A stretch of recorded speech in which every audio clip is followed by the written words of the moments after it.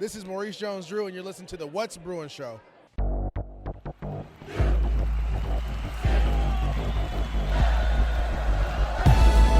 You're listening to the What's Bruin Show, part of the What's Bruin Show network, with your hosts, Jake Berryfield and Mike Regalado, and occasionally some friends, talking all things UCLA sports. And now, it's time for the What's Bruin Show. And you're listening to What's Bruin, a show about anything and everything Bruin sports. I am your host, Mike Regalado, and I am flying solo today because it's spring break and all of our schedules are a little off, but here we are, still doing a show, and we're most likely going to meet next week for a full show. Well, full, depending on who's available. Most likely me, Jake, and I, but we'll see. This is the What's Bruin Show, part of the What's Bruin Show network, where we have multiple shows at any given time, or not. But, yeah, that's what we are doing here on this side of our little pod universe.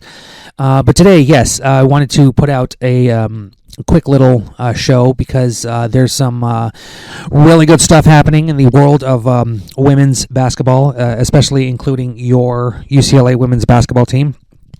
But first off, some information. Yes, we are the What's Bruin Show. You can find us on Podomatic, Spotify, Apple Podcasts, anywhere that you can find podcasts. That's where we are. You can find us on Instagram and Twitter, because that other name is dumb. We are at What's Bruin Show. And yes, we are on the Patreon too for just $2. So check that out.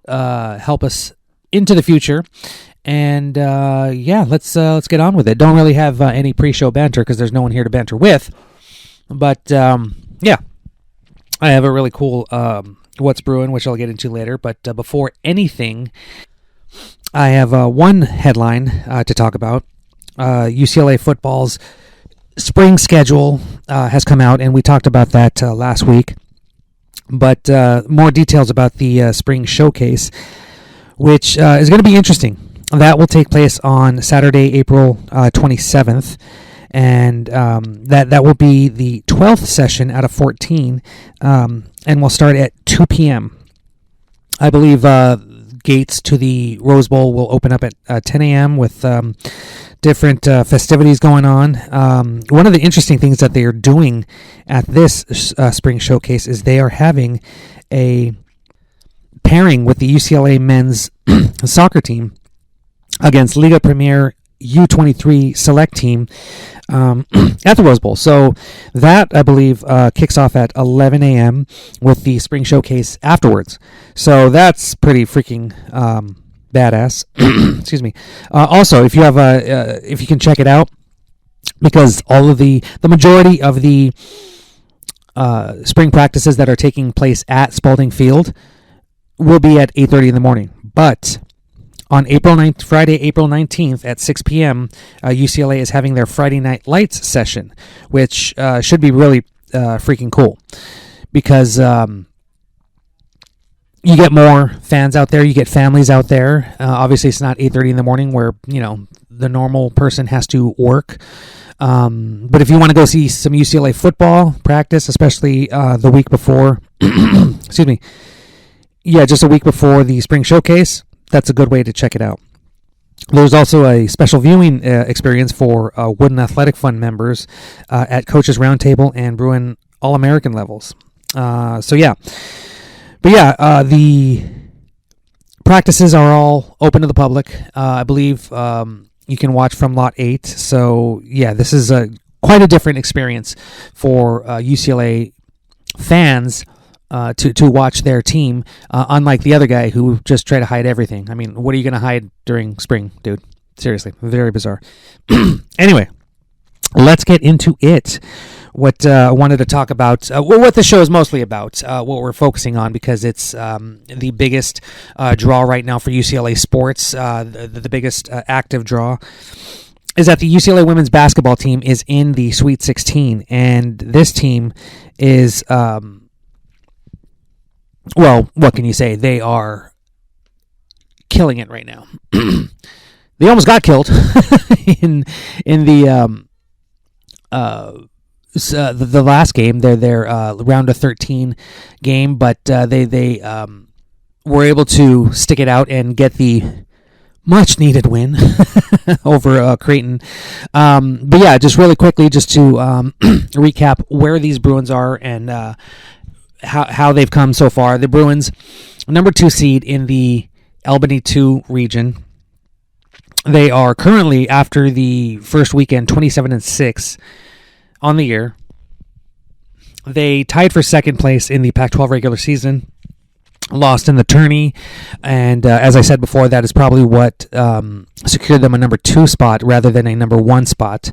Even Stanford, who lost to USC in the championship game, was bumped down to a number 2 seed, while USC has a number 1 seed. Now, impressively, the Pac-12 has 5 teams in the Sweet 16. They almost had 6. Utah, unfortunately, lost to Gonzaga, but that's how it is. And just really quickly going through these brackets, Oregon State was number 3 in the Albany 1 region. And if my freaking iPad works, here we go. Stanford, as I said, is number 2 in the Portland 4 region, while USC is number 1 in the Portland 3 region. That leaves the Albany 2 region, where there are 2 Pac-12 teams who could potentially meet in the Elite 8. But number 2 UCLA takes on number 3 LSU, and at the top of the bracket, number 5 Colorado takes on number 1 Iowa and Caitlin Clark. Personally, I think this is the most exciting region, this Albany 2 region. And I think the media does too, but not the same way that I do. I personally think that UCLA can take down LSU and Iowa. Now, that is if they have a complete game, which we will get into. But UCLA has to play a full game. Again, we'll get into that. Yes, obviously you have LSU and Kim Mulkey, who is having some trouble right now. There's apparently, which has not come out as of Thursday morning, there's a article in the Washington Post which is probably not going to see Mulkey in a good light. But they are the defending champs. They've unfortunately had some losses, especially in the SEC tournament when they lost to South Carolina, and had a whole scuffle. It was a whole thing. It was interesting TV. It was interesting to see that rivalry kind of played up like that. And still, LSU fell to South Carolina, who's number 1 overall, and with reason. They have not lost a single game this year. Don Staley, absolute baller, doing an amazing job coaching South Carolina down there. The one true USC? Question mark. But so there's a bit of controversy surrounding LSU right now. Then you have Iowa, who has the darling of sports right now, not just women's sports, but pretty much sports altogether. Caitlin Clark, who is just breaking records. Broke the career scoring title, and also broke the single season scoring record. So there's a lot going on in this bracket. But let's start with UCLA and LSU. The Bruins had a really rough start against Creighton in the round of 32. Creighton, who had 5 players at 6'1", were just going at UCLA and hitting mid-range shots, 3-point shots. They had a double-digit lead. They led at halftime over the Bruins. And it was interesting because in the first round game, the Bruins did not have Lauren Betts, who was apparently nursing a foot injury, an ankle injury, which we broke on the What's Bruin show last week. But it seems that she did better. But during that game, everyone else stepped up and just blew away Cal Baptist, who was a high-scoring team. In this game, with Lauren Betts being back, she was the only one scoring in the first half, and that was a bit troublesome because UCLA was not able to hit many shots in that first half. And it was troubling because they have played that way before, not many times this season.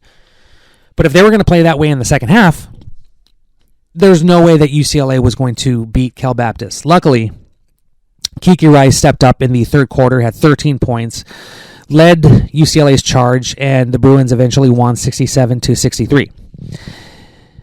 Whew. Like, that was definitely a wake-up call. And I don't think that UCLA will have that again, especially with what's on the line against LSU this year. This weekend is going to be very interesting because LSU is definitely beatable. Every team is beatable. But at the same time, every team has a chance to get to the Final Four. I believe every team that is in the Sweet 16 has a chance to get to the Final Four. There are very few weak teams in here. Even Colorado going against Iowa. Colorado has a very good defense and should really limit Iowa. But are you going to be able to limit Caitlin Clark? Nobody has been able to this season, so that's going to be a tough go for Colorado. Still, back to UCLA. They need to play an entire 40 minutes the way they played the second half against Creighton. The Bruins finally came alive, and it took them a little while, which it should not. You cannot have a slow start against LSU. I believe they went on a 51-13 run in the second half of their round of 32 game against Middle Tennessee State. Middle Tennessee State kept it close. I believe they had a 3-point lead at one point. And then LSU with Angel Reese just destroyed them. It was quite brutal. Reese is currently she leads the Tigers with 18.7 points and 13.2 rebounds. You also have Anisha Morrow, who has 16.5 points, 10 rebounds a game, leads a team with 42 blocks. They currently have 6 players, starter and a bench player, averaging 10 points a game. That's pretty insane. UCLA has a good defense, and we saw it in the second half of that Creighton game. Charisma Osborne and Gabriela Jaquez just have to lock down those guards. They have to figure out a way to get in their face, disrupt them. And who knows, LSU might be, going through some inner turmoil, which might help UCLA. But on the court, I'm pretty sure that LSU is not going to be worrying about what a reporter said about them. They're going to be worried about getting the ball in the basket and getting to the Elite Eight. That should be UCLA's worry too. They have to limit Reese and Morrow. They have to get, as I've been saying, one of their biggest strengths is that inside-out game. Lauren Betts can obviously score, and she's going to get double-teamed the way she was against Creighton, which means that UCLA has to hit their mid-range and especially their long-distance shots. London Jones wasn't very successful from the outside, and neither was Angela Dugalich, but she actually did hit some key three-pointers at some key moments in that game against the Blue Jays. That has to start from the beginning. You just have to, punch them in the mouth and just, keep going. That's what UCLA needs to do. That's what they've been doing for most of the season. Sans, games without some key players who were out due to injury or other responsibilities. But UCLA has to start shooting. They just have to start off hot. They have to get the ball into Betts. The bench has to step up big. London Jones, as I said, she needs to hit her three-pointers. Gabriela Jaquez has to come in and be a beast and help out on the defensive end. Christine Iowala has to be solid in the paint when Betts is on the bench. Betts is definitely going to need some, several breathers. She's going to need to be healthy. She's going to need to stay out of foul trouble.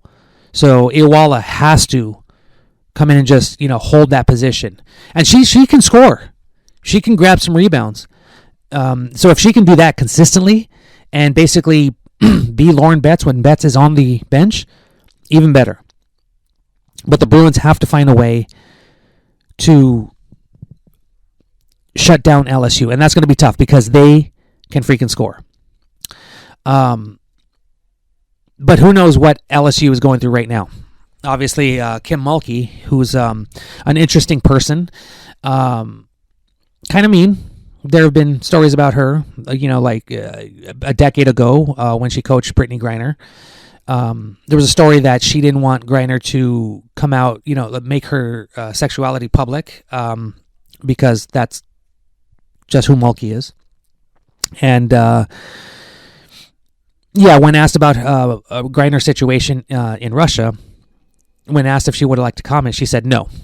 How do you not comment or give thanks that you're a former player is back safe in their own home after going through what Griner did? Certain things like that do not cast Mulkey in a good light, and that's on her. But she's addressed some of those issues, and whether it is on her mind or not, she's definitely going to have this LSU team ready, and so will Corey Close. Close and her staff, the team raves about how great they are at game planning, and they're going to have to just really scout the hell out of the Tigers. Because, and I'm not saying that there's going to be some media push or media bias or some media wanting a certain team to win over another. UCLA is they're going to have to win definitively. They're going to have to make their shots. They are going to have to show that they are not going to get in foul trouble because maybe the refs want a certain outcome. I'm not going to say that, but it does seem like everybody wants that championship rematch from last year in the Elite Eight with LSU and Iowa.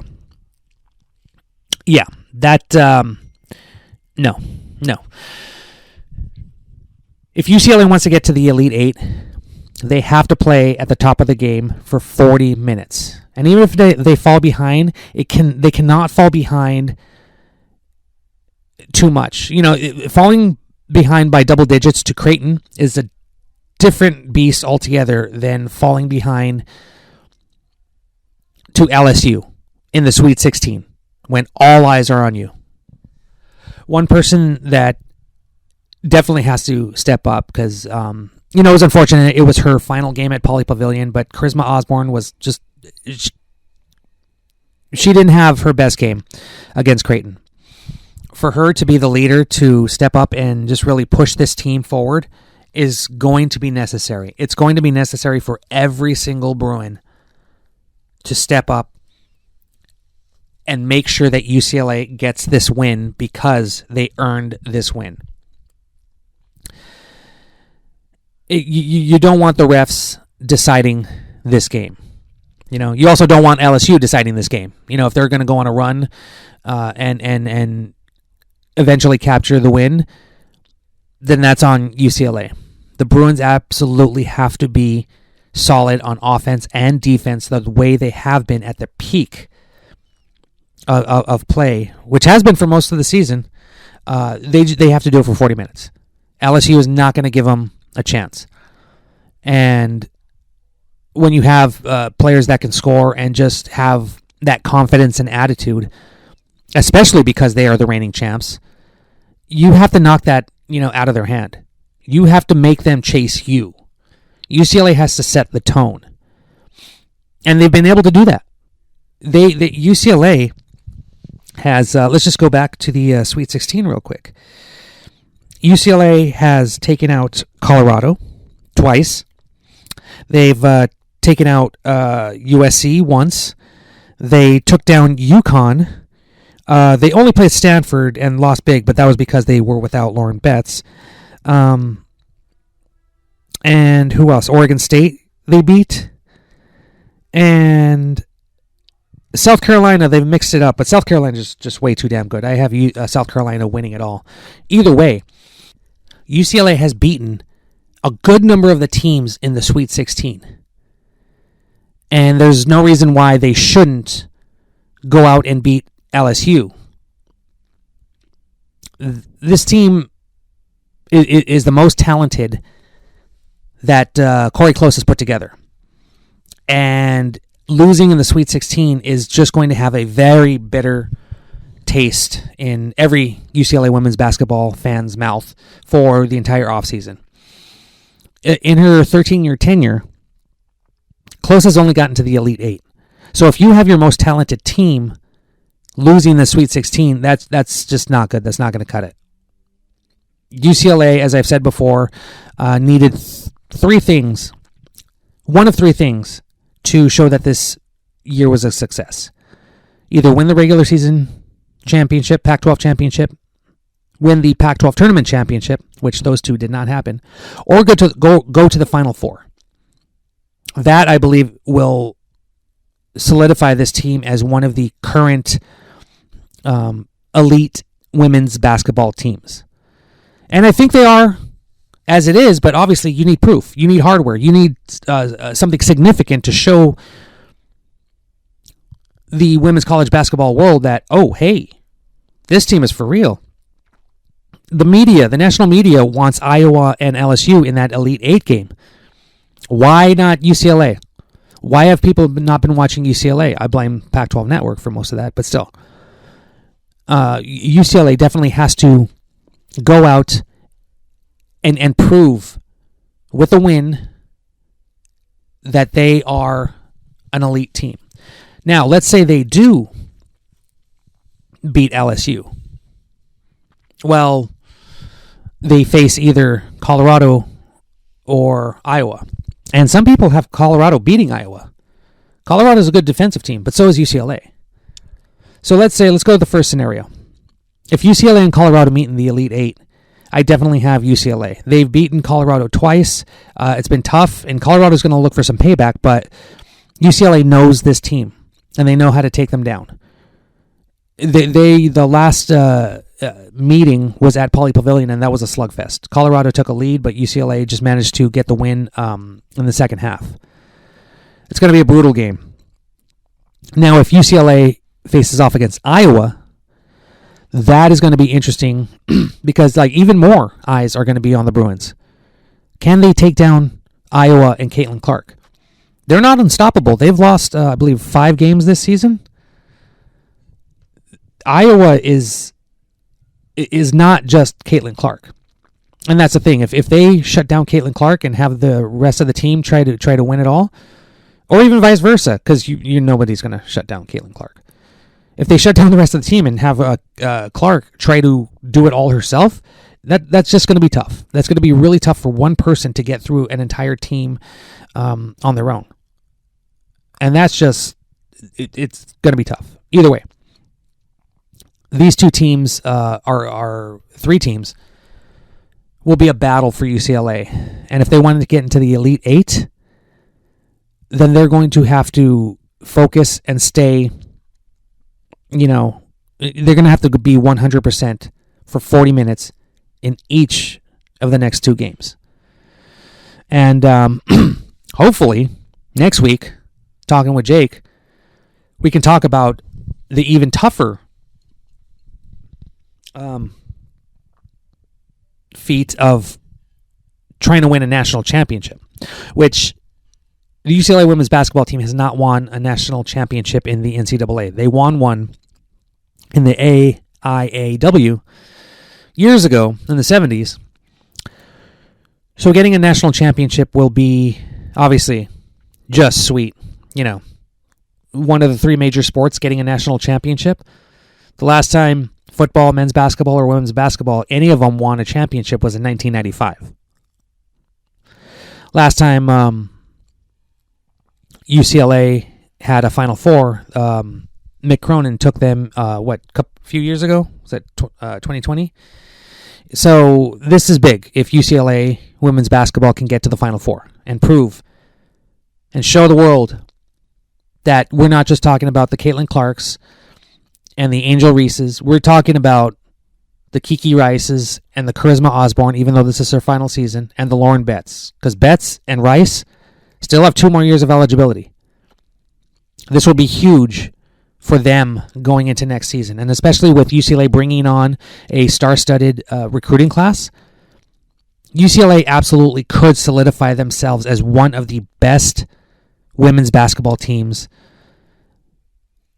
assembled, in the modern era, because it's just getting better. And with the attention that women's basketball is receiving, even teams like USC with Juju Watkins, who's a freshman this year, USC is definitely going to have some eyes on them next season. Stanford is losing some, players like Cameron Brink. Caitlin Clark is moving on from Iowa after this. It's just a great time in women's college basketball, and to be at the forefront of that would be huge for the UCLA women's basketball team. So I'm personally, I think UCLA will beat LSU. I think it'll be close. Corey, close. I don't think UCLA is going to blow them out, although I think they have the ability to. They've shown that they can blow out top-ranked teams. But I'm going to say that this is a close one. I'm going to go 75-72 UCLA. And I think Iowa will beat Colorado. And I think UCLA's defense will stop them, limit Clark as much as possible, and UCLA will beat Iowa. I'll go 78-77 in that game. A little closer, but yeah. So that's quick preview of the UCLA women's basketball team going into the Sweet 16. Hopefully the Elite Eight, and hopefully the Final Four. So that's what I've got today for women's basketball. Just really quickly with the men's, it seems as though nobody has transferred out yet. There's word that maybe a few guys have. The season ended 2 weeks ago, and still nobody has transferred out. But nobody's gone into the portal, and even Adem Bona has not made a decision if he's returning or if he's going to test the waters. He's most likely going to test the waters, but if he returns, that's we'll see. If he has some NIL to explore, that would be that'd be good for UCLA for continuity. And honestly, for me, I think if UCLA keeps, they should try to keep at least 80% of this roster, because even guys that didn't do well were developing, and I think that could be a really good thing for UCLA.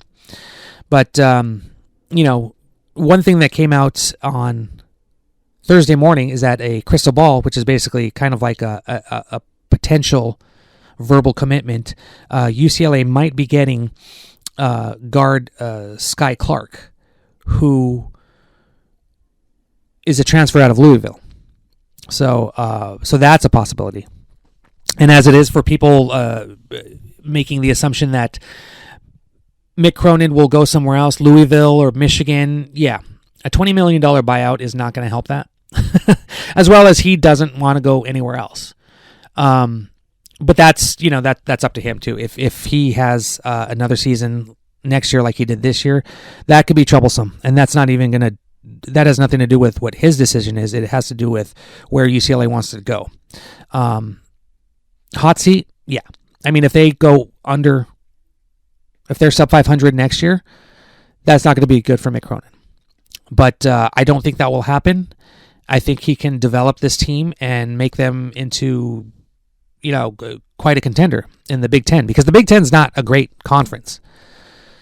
But you got to at least get back to the NCAA tournament.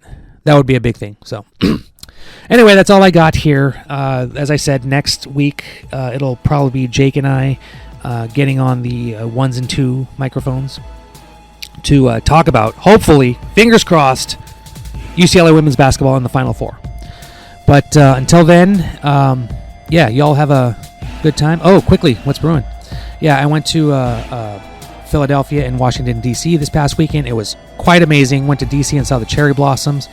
Just gorgeous. I hadn't been to D.C. in like 25 years. So it was really good to kind of get my bearings and see where what the city layout was like. It was just a really fun weekend. I'm on spring break, but it's almost over and I'm sad. But anyway, go Bruins. Good evening. Smoke 'em if you got 'em. That was the What's Bruin Show. Try us tomorrow. Same bat time, same bat channel. It's gotta be in or out, Mom. In or out. Well, I need the door closed. Thank you for your cooperation. Dude, bro, we play some ball on the West Coast. The final word is boob.